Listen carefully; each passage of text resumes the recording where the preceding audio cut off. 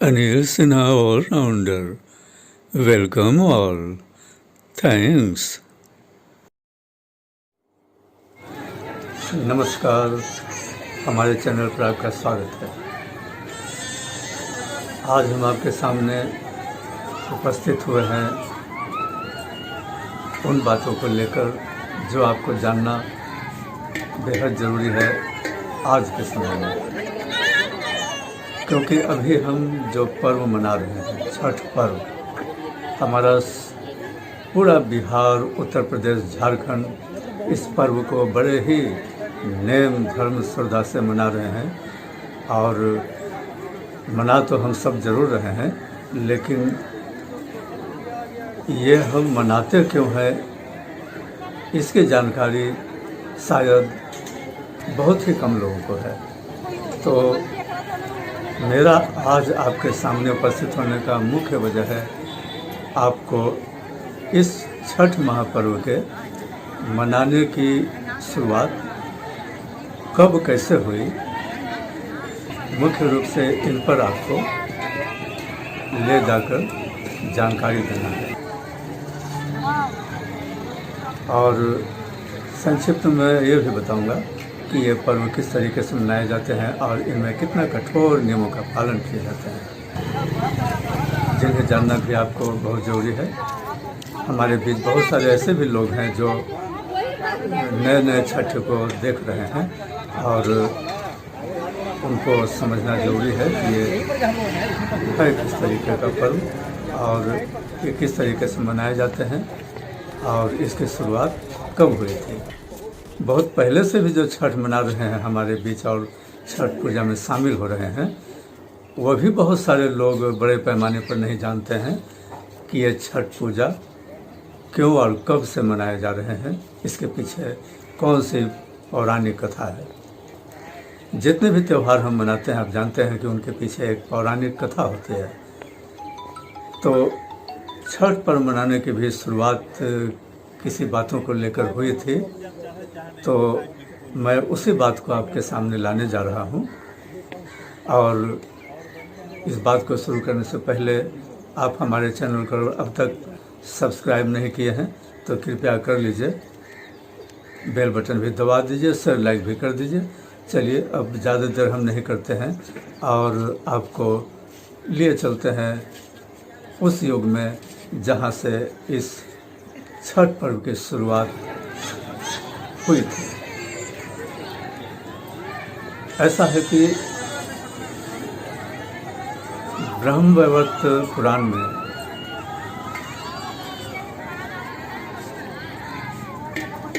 इस छठ पर्व को मनाने की शुरुआत की बातें बताई गई है ब्रह्मवैवर्त पुराण में। उसका अध्ययन करेंगे तो देखेंगे कि ये छठ पर्व के बारे में बताए गए हैं कि ये क्यों हम मना रहे हैं। तो उन्हीं बातों को आपके सामने हम लेकर आए हैं।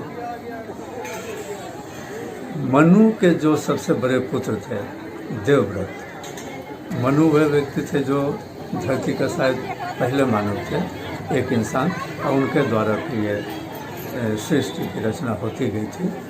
तो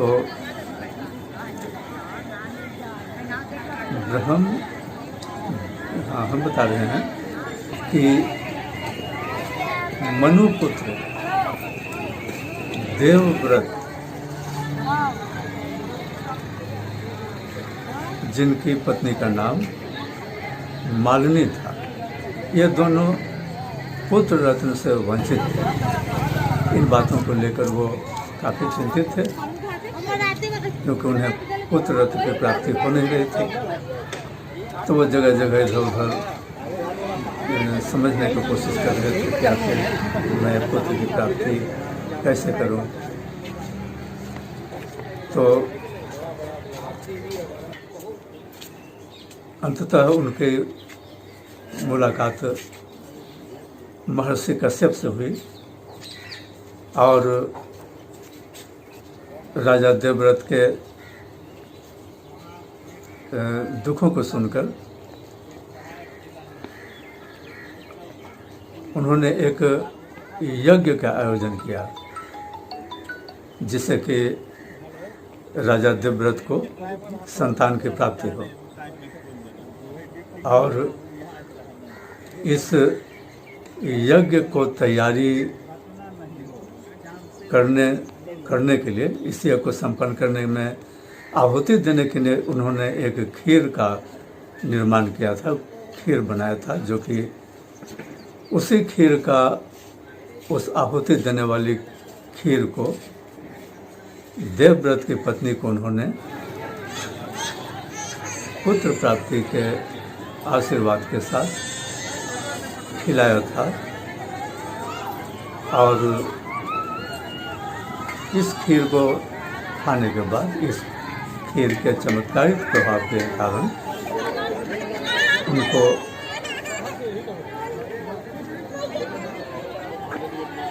देवव्रत की पत्नी मालिनी को गर्भधारण हुआ। लेकिन अफसोस की बात है कि बच्चा गर्भ में ही मृत्यु को प्राप्त हो गई और उन्हें एक मृत संतान उत्पन्न हुई। तो राजा देवव्रत और उनकी पत्नी मालिनी बहुत व्यथित हो गए, दुखी हो गए। और राजा देवव्रत इस मृत संतान को लेकर श्मशान घाट पहुँचे और वहाँ पर उन्होंने संताप विलाप करते हुए खुद को भी प्राण दे देने का प्रयास कर रहे थे इस योग में।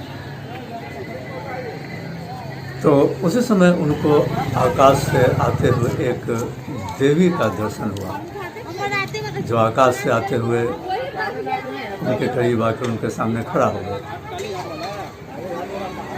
तो राजा देवव्रत ने उनसे पूछा, उस देवी से पूछा कि आप कौन हैं। उनका परिचय उन्होंने जानने का प्रयास किया। तो उस देवी ने कहा कि मैं देवी षष्ठी हूँ और मैं ब्रह्मा की पुत्री और सूर्यदेव की बहन हूँ षष्ठी। और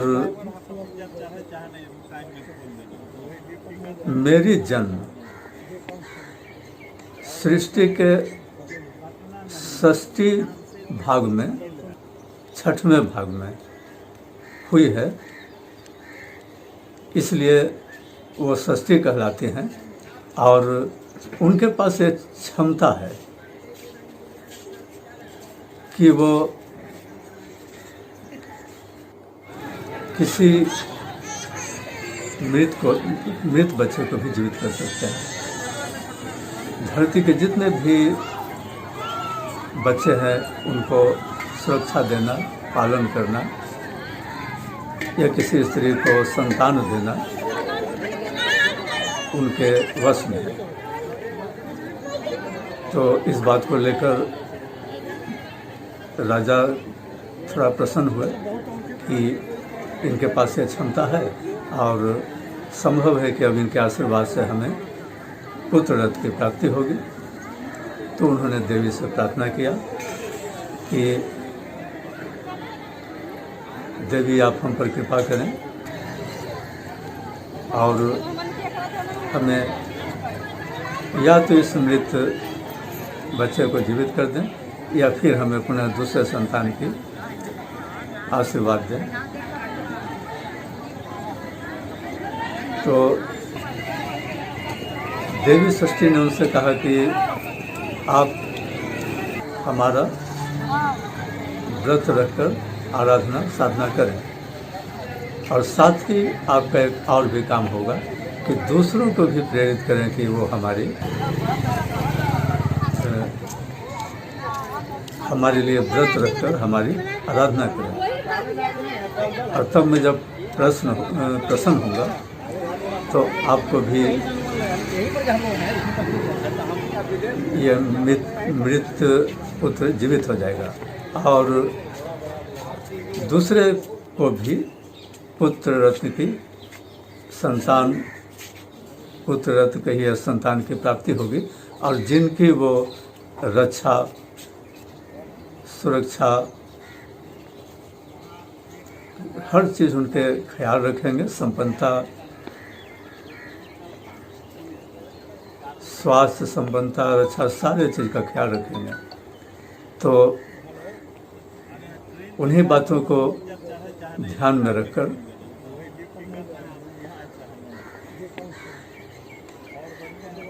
देवव्रत ने और उनकी पत्नी ने देवी षष्ठी की पूजा, या आप यह कहिए कि देवी षष्ठी को प्रकृति देवी भी कहते हैं, लेकिन ये कार्तिक मास में शुक्ल पक्ष के षष्ठी के दिन उन्होंने अपनी पूजा के बारे में बताया था। तो इस वजह से राजा देवव्रत ने षष्ठी के दिन इनकी व्रत रखा था और लोगों को भी प्रेरित करके इस व्रत रखने का सलाह दिया था और लोगों ने रखा था। और तब राजा देवव्रत की ये मृत पुत्र जीवित हो गए और उसी समय से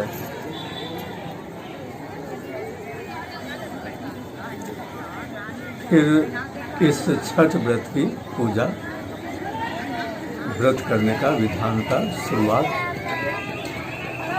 हुए हैं।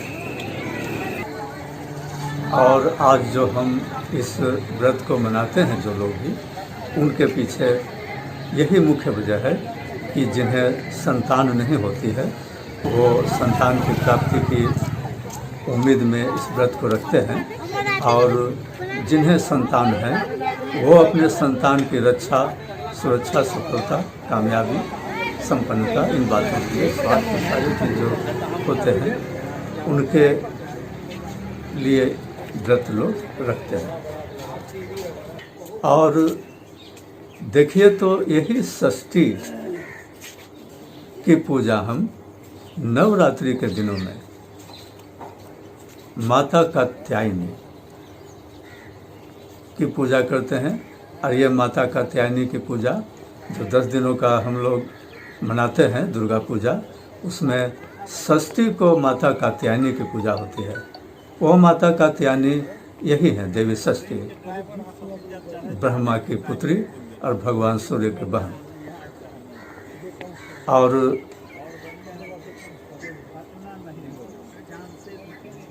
और ये जो किसी बच्चे की जन्म के बाद जो हम लोग छठी मनाते हैं वो भी इन्हीं की पूजा है। आप मानिए तो ये देवी षष्ठी या मानिए तो देवी कात्यायनी की ही पूजा है। किसी बच्चे के जन्म के छठी जो हम लोग मनाते हैं तो उनमें इन्हीं षष्ठी देवी की पूजा होती है। और इसके पीछे उस बच्चे के संपन्नता, स्वास्थ्य और सुख समृद्धि, लंबी आयु, इन्हीं बातों के लिए वो पूजा किए जाते हैं। तो उसी समय से इस पूजा की शुरुआत हुई और आज ये इतना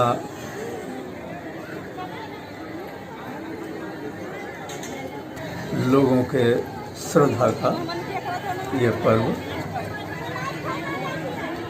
बन गया है। और बिहार, झारखंड और पूर्वी उत्तर प्रदेश में मनाए जाने वाले यह पर्व अत्यंत ही पवित्र और नेम, शुद्धता, पवित्रता के साथ मनाए जाते हैं। इस पर्व में घर द्वार से लेकर दिल, शरीर, दिल, दिमाग सारे चीज़ को पूरी तरीके से शुद्ध कर लिए जाते हैं। बिना इसके ये पर्व संपन्न नहीं होते। और इसके पीछे एक और भी बातें हैं। इस पर्व को मनाने के पीछे एक और भी बातें हैं। जो बातें मैंने बताया उसके अलावा भी एक बात है जो श्री राम और सीता से जुड़े हुए मामला है। जब 14 वर्ष के वनवास के बाद श्री राम अयोध्या वापस लौटे थे,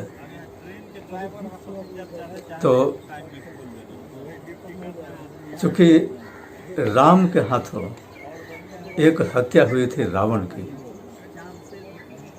तो भाई हत्या तो हत्या है, पाप तो लग ही गई। तो उन्होंने इस पाप से मुक्ति के लिए एक यज्ञ का आयोजन किया था।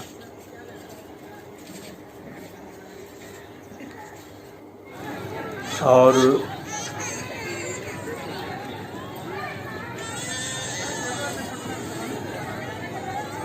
उन्होंने इस यज्ञ की शुरुआत मुग्दल ऋषि के सलाह पर किया था। श्री राम को ऋषि मुनियों ने सलाह दिया था कि आपने चूँकि एक महान व्यक्ति की, एक तरीके से वो महान ही और क्या कहते हैं कि तपस्वी थे, रावण तो तपस्वी थे ना, तो वैसे व्यक्ति की आपने हत्या की है, तो हत्या का तो पाप लगता ही है और आपको इससे मुक्ति के लिए व्रत अनुष्ठान करना चाहिए। तो ऋषियों की सलाह पर उन्होंने इस अनुष्ठान को पूरा करने के लिए मुग्दल ऋषि को आमंत्रित किया और मुग्दल ऋषि के ने सीता को गंगा जल से पवित्र करके उन्हें व्रत करने का सलाह दिया। और कैसे यह व्रत करें उन्होंने उनको ज्ञान दिया। तो माता सीता ने इसी मुग्दल ऋषि के आश्रम में जाकर 6 दिनों तक इस तपस्या को, इस व्रत को किया था ऋषि मुग्दल के मार्गदर्शन में। तो तब जाकर के समझा जाता है कि श्री राम रावण की हत्या से के पाप से मुक्त हुए थे। तो ऐसे ही पाप कर्म से लोग जाने अनजाने जो लोगों से पाप हो जाया करते हैं, तो उसी से मुक्ति के लिए भी बहुत सारे लोग इस छठ व्रत को करते हैं। 4 दिनों तक, कुल मिलाकर 4 दिनों तक इस व्रत को किए जाते हैं और जिसमें नहाए खाए से शुरू लोग करते हैं और सात्विक भोजन करके नहाए खाए करते हैं जो व्रत करते हैं, और उनके परिवार के सारे सदस्य सात्विक भोजन करके इस व्रत की शुरुआत करते हैं। उसी दिन पूरे घर की साफ सफाई करते हैं और उसके अगले दिन फिर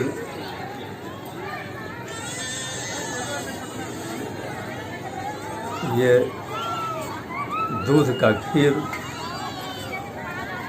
और रोटी बहुत ही पवित्रता से बनाते हैं और जो खीर बनाए जाते हैं उसमें चीनी का इस्तेमाल नहीं किए जाते हैं। जो भी छठ व्रत में सामग्री का निर्माण होते हैं, वो चाहे खीर हो खरना के दिन या तो फिर अर्घ देने के लिए जो ठेकुए का निर्माण किए जाते हैं, तो ये सारे चीज़ें गुड़ से बनते हैं, ईख के रस से। ईख के रस को लोग एक तरीके से, जिसको कि आप समझिए कि रवा कहिए, तो जहाँ मिल जाते हैं रवा से वो बनाते हैं, वो रस से बनाए जाते हैं, उसमें किसी तरीके का कोई केमिकल नहीं मिलाए जाते हैं, वो बिल्कुल शुद्ध होता है। तो उसी गुड़ या रवा कहिए से खीर का निर्माण और ठेकुआ का निर्माण होते हैं, और चीनी का इस्तेमाल कहीं भी नहीं किए जाते हैं, क्योंकि चीनी को अशुद्ध माना गया है। और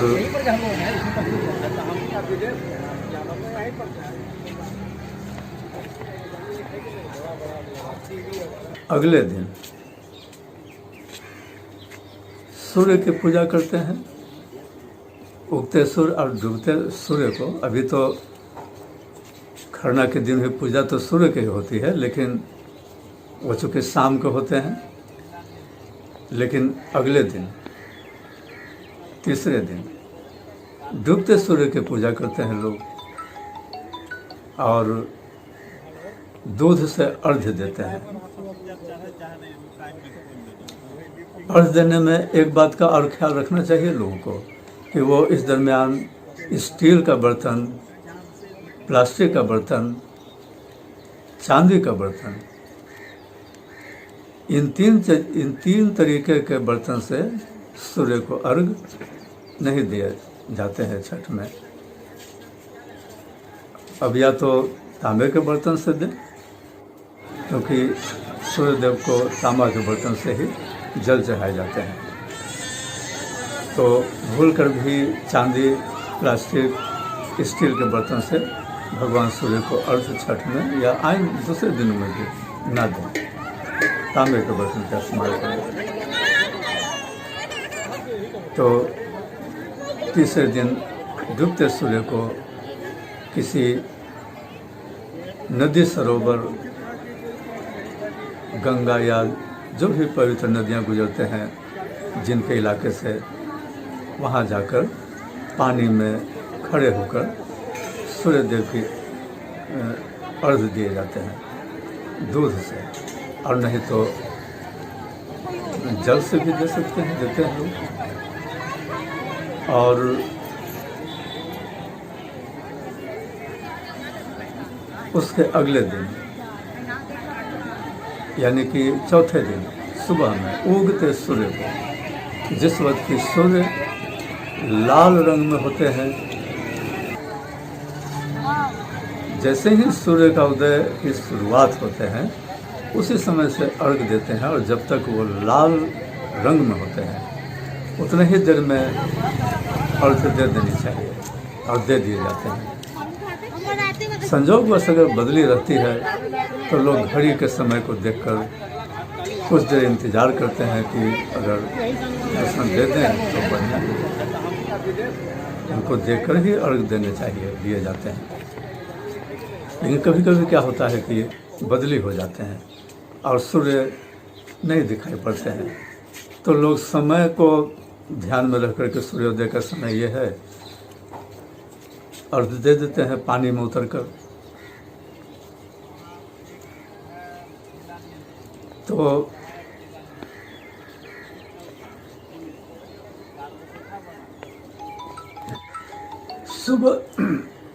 सुबह के अर्घ के बाद इस व्रत की समाप्ति हो जाती है। मैं इन बातों में जो अब तक बताया हूँ उसमें एक बात आपको और बताना था, जो कि मैं पहले बता नहीं पाया, कि जो मैंने बताया कि राम और सीता ने हत्या के पाप से बचने के लिए ऋषि मुनियों के सलाह पर ऋषि मुग्दल के मार्गदर्शन में व्रत अनुष्ठान किया था। तो उन्होंने जो व्रत किया था, राम और सीता जी ने जो व्रत किया था, वो राज सूर्य व्रत, उस व्रत को राज सूर्य व्रत कहे जाते हैं, जिनका अनुष्ठान राजा राम और सीता ने किया था ऋषि मुग्दल के सराह पर। तो हम समझते हैं कि अब आप समझ गए होंगे कि इस व्रत की शुरुआत कब से हुई, और एक संक्षिप्त जानकारी भी मैंने आपको दे दिया है कि ये किस तरीके से मनाए जाते हैं। लेकिन इसमें कुछ और भी बातें आपको जानना जरूरी है कि जो इस व्रत को करते हैं वो ज़मीन पर ही सोते हैं, उन्हें बिस्तर पर सोना मना होता है। और दूसरी कि घर के सारे सदस्य किसी भी अप्रिय बात घर के सदस्यों के साथ या किसी दूसरे के साथ न करें। इस व्रत के दरमियान किसी को किसी से टकराव, मनमुटाव, अपशब्द बोलने पर सख्त मनाही होते हैं। ऐसा करने पर महापाप होते हैं। और जब तक ये पूजा होते हैं, बच्चों को पूजा के सामग्री छूने से बिल्कुल मना किए जाते हैं। पूजा के सामग्रियों को घर के बच्चा हर हाल में नहीं छुए। बच्चों को पूजा के सामग्री से दूर रखा जाता है, इसका ख्याल रखें। आप लोग इसका ख्याल रखें। आप लोग तो रखते ही हैं, लेकिन जो इसे नहीं जानते हैं उनको इन बातों को समझ लेना चाहिए कि जो लोग भी छठ पूजा करते हैं तो पूजा के सामग्रियों को बच्चे लोग बिल्कुल नहीं छुए। इनसे बच्चों को दूर रखना चाहिए। गलती से अगर कभी कोई बच्चा किसी पूजा की सामग्री को छू दें तो फिर उस सामग्री को पूजा में इस्तेमाल नहीं किए जाते हैं। और जब तक ये पूजा और इस पूजा के दरमियान किसी भी व्यक्ति को पुराने कपड़े हरगिज पहनना नहीं चाहिए। इससे अपशकुन होता है। छठ पर्व के दरमियान छठ पर्व करने वाले या उनके सदस्य या किसी को भी इस दरमियान गंदे संदे कपड़ा पहनने से बचना चाहिए। इन दिनों सभी को साफ स्वच्छ कपड़े पहनना चाहिए ताकि वो शरीर से लेकर दिल दिमाग सबसे पवित्र रहे। तो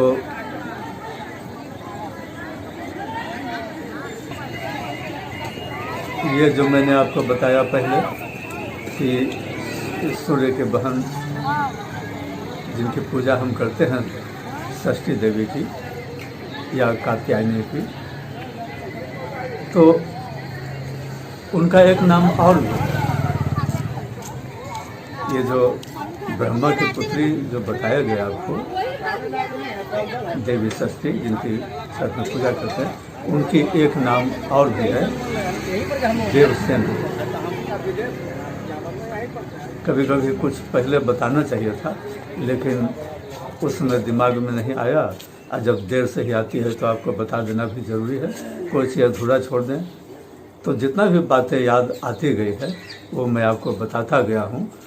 और कुछ ऐसी भी बातें होगी जो कि हमसे इस समय कहने में चूक हो गई होगी, छूट गई होगी। लेकिन फिर भी जो भी छठ पर्व मनाने के पीछे जो बातें हैं वो एक तरीके से आपको बता ही दिया गया है। बाकी तो आप लोग इसको जानते ही हैं, बहुत सारी चीज़ों को जानते हैं। ये जो कहानी बताया कि कब से शुरू हुआ, शायद इसी को बहुत कम लोग जानते होंगे, तो उनको इसकी जानकारी हमको देना था। इसलिए आज हम आपके सामने उपस्थित हुए थे और अब आपसे इन्हीं बातों के साथ इजाज़त लेते हैं। और हम कामना करते हैं कि देवी षष्ठी आप सभी लोगों की मनोकामना को पूर्ण करें। आपने जिन बातों को मन में या मनोकामना की प्राप्ति के लिए इस व्रत को रखा होगा वो आपकी मनोकामना पूर्ण हो। इन्हीं बातों के साथ हम आपको छठ पर्व की शुभकामनाएं देते हैं और साथ ही इजाज़त लेते हैं। नमस्कार।